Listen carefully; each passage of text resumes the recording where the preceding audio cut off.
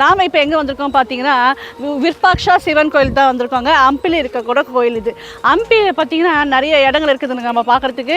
இன்றைக்கி நம்ம முக்கியமான இடங்களை மட்டும் தான் கவர் பண்ண போகிறோம். உள்ள சிவன் தான் இருக்கார், சுயம்பு லிங்கம்.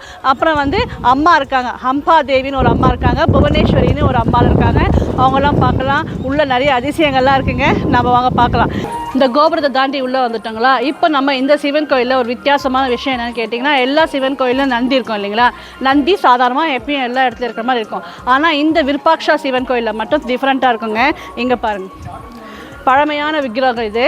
ஒரு உடம்பு, ஆனால் 3 தலை இருக்கும். நந்தி வந்து பின்னம் பட்டதுனால இதை எடுத்து இங்கே ஓரமாக வச்சுட்ருக்காங்க. இதே நந்தியை நான் அங்கே வேறு மாதிரி காட்டுறேன், அதை பார்க்கும்போது இதை ஞாபகம் வச்சுக்கோங்க. ஒரு உடம்பு 3 தலை இருக்கும்.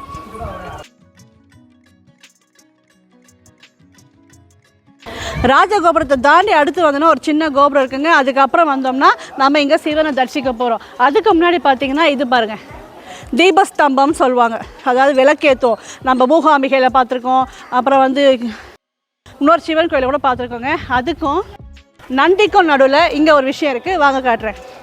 இங்கே சிற்பம் கூட வரைஞ்சிருக்காங்க பாருங்கள்.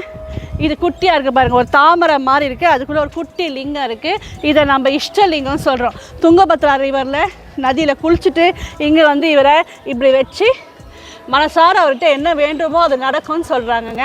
நான் எனக்கு வேண்டியதை வேண்டிக்கிறேன், நீங்கள் அப்படியே தரிசனம் பண்ணிக்கோங்க.